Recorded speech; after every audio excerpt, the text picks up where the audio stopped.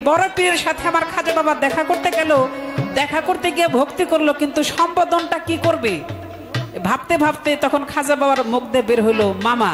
মামা যার লগে জীবনে দেখা নাই হ্যাঁ হইছে আর মামা, যার লগে কথা নাই হ্যাঁ হইছে আর ভাগনা। এই জন্য একটা প্রবাদে আছে, মামা ভাগনা যেখানে আপদ নাই সেখানে। ধন্যবাদ আপনাকে। আমি কথা না বাড়িয়ে গানে চলে যাই, ইনশাল্লাহ আমি জবাব দিব। তবে এর আগে আমার পালা থেকে ছোট করে একটি গান থাকবে। ওলি আল্লাহদের কেরামতি, এক রাত্র, দুই রাত্র, 7 রাত্র বললো শেষ হবে না। আমার খাজা বাবা তিনি 1 লক্ষ নয়, 2 লক্ষ নয়, 90 থেকে 96 লক্ষ বেদিনকে তিনি দিনে আনছে। ইসলাম ধর্মের ছায়াতলে তিনি এনেছেন। তিনি কত চোর ডাকাত, কত হারামি বদমাইশ এগুলারে মানুষ বানাইছে।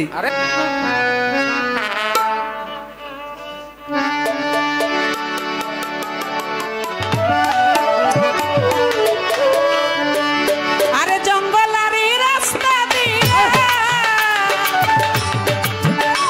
আরে জঙ্গলারি রাস্তা দিয়া হিন্দুস্তানে যাইতে আমার হাজারে ধইরা ছিল ডাকাইতে, আমার হাজারে ধইরা ছিল ডাকাইতে।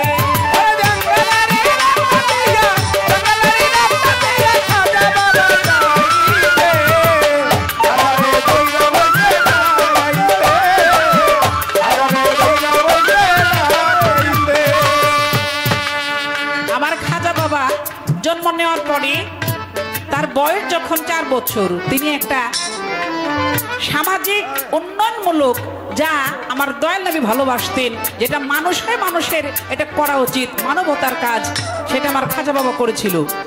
আপনারা জানেন যে আমার খাজা বাবার বয়স যখন 4 বছর, তখন তার বাবার সাথে ঈদগাহের মাঠে যায় নামাজ পড়ারও লাগিয়া।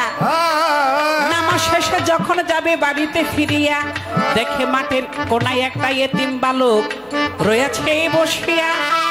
আল্লাহর কাছে বলে, আল্লাহ ফরিয়াদ যাই করিয়া, বলে মাওলা গো আজকে ঈদের দিন, আমার বাবা নাই, মা নাই, আমার 2টো চোখ নাই, আমি এমন এতিম, আল্লাহ আজকে যদি আমার মা বাবা দুনিয়ার মধ্যে থাকতো তাহলে অবশ্যই আমাকে ঈদের নতুন কাপড় চোপড় এনে দিত।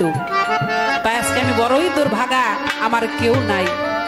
আল্লাহর ওলি খাজা বাবা, বয়স তার মাত্র 4 বছর। দেখেন এই যে মানবতা, মানবিক, মানুষের প্রতি মানুষের প্রেম ভালোবাসা, এটা নবী রাসূল ওলি আল্লাহ ছাড়া সাধারণ মানুষের দ্বারা সম্ভব এটা হয়ে ওঠে না, খুবই কম। তবে এই জন্য ওলি আল্লাহকে ফলো করতে হয় যে তারা জীবনটা কিভাবে কাটাইছে। আমার খাজা বাবা কি করলেন, সঙ্গে সঙ্গে তার ঈদের নতুন জামাটা খুলে সেই এতিমকে দান করে দিলেন। শুধু তাই নয়, বাড়িতে গেলেন, বাড়িতে গিয়ে মাকে বলে, মা আমাকে সিন্নি দাও, তবে আজকে 2 প্লেটে দিবা। কয় কেন, 1 প্লেটে খাও? কয় না মা আজকে 2 প্লেটে দিতে হবে। কারে বাবা মক্কর করো না, বেশি লাগলে দিব, তোমাকে খাইয়ে নাও। কয় না মা 2 প্লেটে দিতে হবে। সন্তানরা এরকম মক্কর করে না, মর্জি করে না, করে। খাজা বাবাও করেছিল। তো মা 2 প্লেটে দিল। একটা প্লেট আমার খাজা বাবার সামনে রইলো, আরেকটা প্লেট আস্তে আস্তে এভাবে উপর দিকে উঠতে লাগলো। মনদিন প্লেট উঠে ধর। কয় আমি পারবো না, তুমি ধরো। মা যখন এই প্লেটটা যায় ধরিবার লাগিয়া, ওই প্লেট আস্তে আস্তে যায় ঈদের ওই মাঠে চলিয়া, ঈদগাহের মাঠে চলে যায়। ওই এতিম বালকটা যেখানে বসা ছিল তার সামনে গিয়া ওই প্লেটটা নামলো। আর সেই সিন্নির গ্রান পেয়ে সে অনুভব করলো যে তার সামনে কিছু একটা আছে। যখন হাত বাড়াইলো, দেখলো তার সামনে সিন্নির প্লেট। সেখান থেকে সিন্নি তাবারক নিয়ে সেই এতিম বালক খাইলো আর আল্লাহর দরবারে শুকরিয়া আদায় করলো। দূর থেকে মা এই কাণ্ড দেখে আল্লাহর কাছে ফরিয়াদ করে বলে, আল্লাহ তুমি নিশ্চয়ই আমাকে একজন জ্ঞানী সন্তান দিয়েছ, আল্লাহ তাকে তুমি মস্ত বড় একজন ওলি বানাই দিও। ওলি তো হয়ে আসছে, তাকে তুমি আরো গুণের অধিকারী বানাই দিও। তো এই হলো আমার খাজা বাবার কেরামতি। আরো অনেক কেরামতি আছে।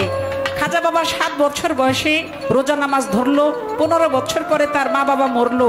পিতৃসূত্রে একটি ফলের বাগান পেয়ে তিনি সেই ফলের চাষবাস, ফলের বাগানে চাকরি করে, চাকরি বলতে নিজের বাগানে নিজেই একটা ওরকম অবস্থা, চাকরির মতোই কাজকর্ম করে, ফল ছিঁড়ে বাজারে নিয়ে যায়, বিক্রি করে, তা দিয়ে তার জীবন নির্বাহ করে। এরপরে একজন পাগল তার দরবারে